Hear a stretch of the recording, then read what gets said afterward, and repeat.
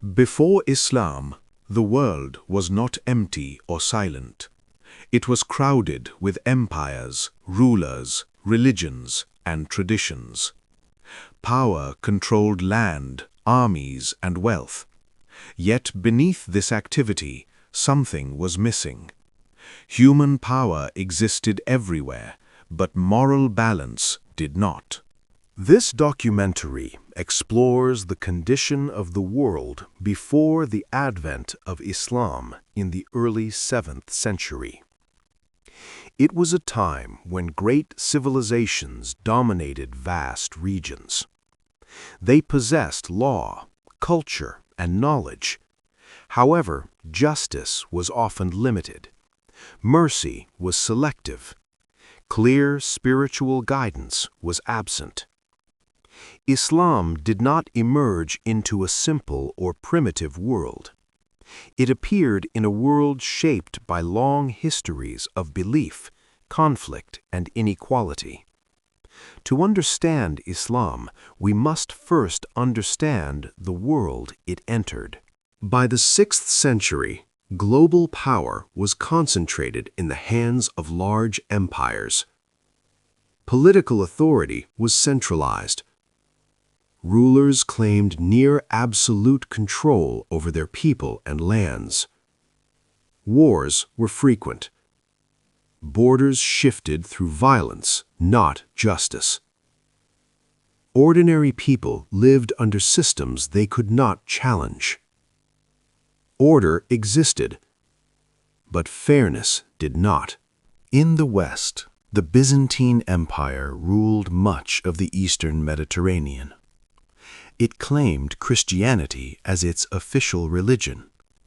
Faith, however, was closely tied to imperial authority.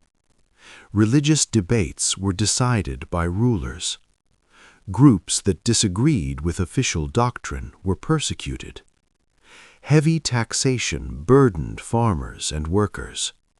Religion existed, but mercy and justice were limited. To the east stood the Sasanian Persian Empire. Its state religion was Zoroastrianism. Fire temples symbolized order and purity. Society was divided into rigid social classes. Nobility and clergy held power. Common people had little opportunity for advancement. Law favored status, not fairness. For decades, Byzantium and Persia fought one another. Their wars destroyed cities and drained resources. Armies marched repeatedly across the same lands. Civilians suffered the consequences. By the early 6th century, both empires were exhausted. They appeared powerful, but they were fragile. Between these two powers lay the Arabian Peninsula. Arabia had no empire and no central government. Most of its land was desert. It was poor in agriculture, but rich in independence. Its location placed it on major trade routes. Arabia remained politically free, yet socially fragmented. Most Arabs practiced polytheism. They worshipped idols made of stone and wood. The Kaaba in Mecca contained many idols. Each tribe followed its own deity. Religion reinforced tribal identity. It did not promote universal justice or reform. Despite widespread idol worship, monotheism had not vanished. Some individuals rejected idols and followed the faith of Ibrahim, peace be upon him. They were known as the Hanafa. Jewish communities lived in Yathrib, Khaybar, and Yemen. Christian tribes lived in Najran and northern Arabia. They believed in one God, but they were divided and limited in influence.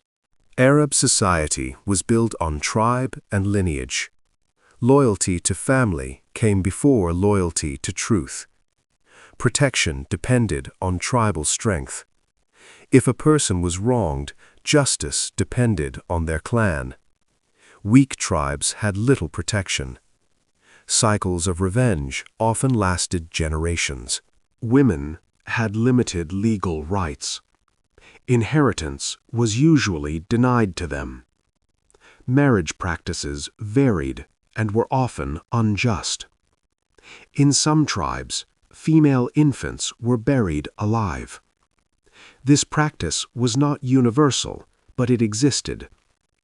There was no system to protect women as a group.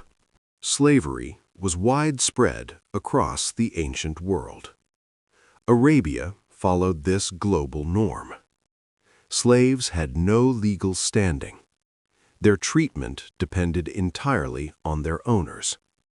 No moral system demanded equality. Social hierarchy was accepted as natural. Alcohol consumption was common. Gambling was widely practiced. Poetry celebrated tribal pride, warfare, and honor. Some individuals valued generosity and courage. But morality was based on custom, not principle.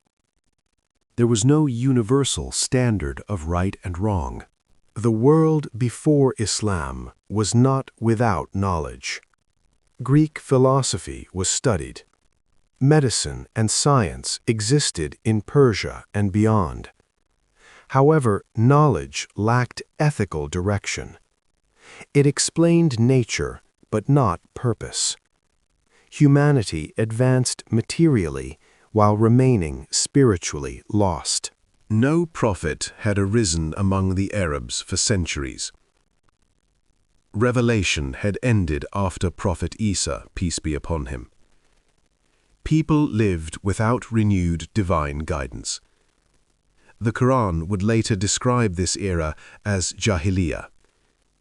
This did not mean ignorance of skill. It meant absence of divine direction. By the late 6th century, the world was unstable. Empires were weakening. Societies were divided. Faith existed without justice. Power existed without mercy. Humanity stood at a turning point. In Mecca lived a man known for honesty and trust. He had not yet received revelation, but history was approaching a decisive moment. Islam did not come to erase civilization. It came to correct and balance it. It restored worship to one God. It placed justice above tribe and class. It connected knowledge with moral responsibility.